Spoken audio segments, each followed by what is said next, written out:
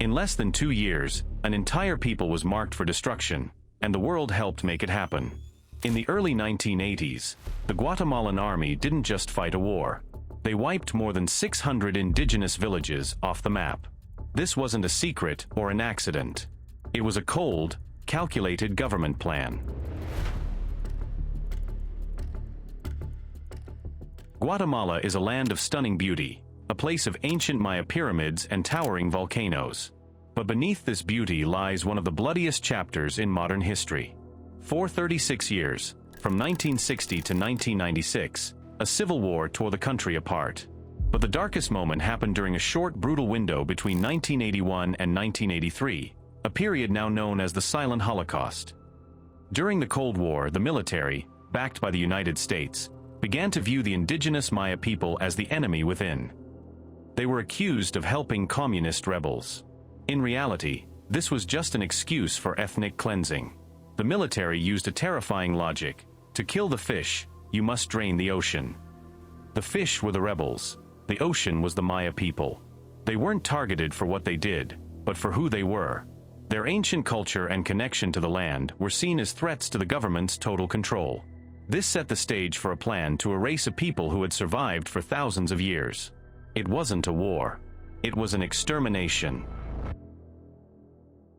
In just 17 months, one man would oversee the destruction of hundreds of Maya villages. In March 1982, General Ríos Montt took power in a military coup. His short rule would become the most violent time in the nation's history. He became famous for a policy called beans and bullets. If you are with us, we will feed you. If you are against us, we will kill you. The military launched a Scorched Earth campaign across the mountains, specifically targeting an area called the Ixil Triangle. Their goal was total destruction. Survivors describe a nightmare that is hard to even imagine. The military didn't just kill people, they erased entire villages. They burned homes, slaughtered animals, destroyed holy sites, and leveled crops to make sure no one could ever come back. The cruelty was designed to leave the survivors in total shock. In massacres like the one at Dos Airs, the violence was unthinkable.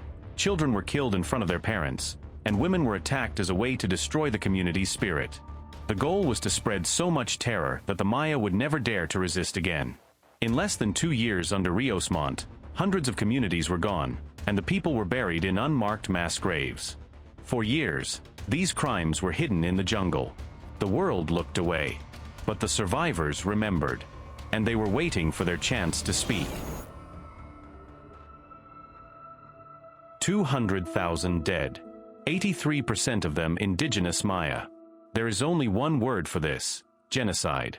When the war finally ended in 1996, for decades, the killers lived in luxury, protected by a wall of silence and power. But they underestimated the Maya women. Dressed in their bright, traditional clothes, these survivors became the face of a movement that could not be ignored. They stood in courtrooms, looked their former attackers in the eye, and told the world exactly what happened in the mountains. In 2013, history was made. Ríos Montt was convicted of genocide. It was the first time a former head of state was found guilty of genocide by a court in his own country. Although the conviction was later cancelled due to legal loopholes and Montt died before a new trial, the moral victory was clear. The truth was finally official. The story of the Maya genocide is a haunting reminder of how hate and racism can turn a government against its own people. But it is also proof that justice cannot be destroyed. Today, the Maya people are uncovering mass graves, giving names back to the victims, and making sure their culture survives in a country that once tried to kill it. The silence has been broken. The souls beneath the soil of Guatemala are finally finding peace because their stories are finally being told. Thank you for watching. How do you believe the international community should respond to such state-sanctioned crimes? Share your thoughts in the comments below. Don't forget to like and subscribe as we continue to explore the vital lessons hidden in history's darkest corners.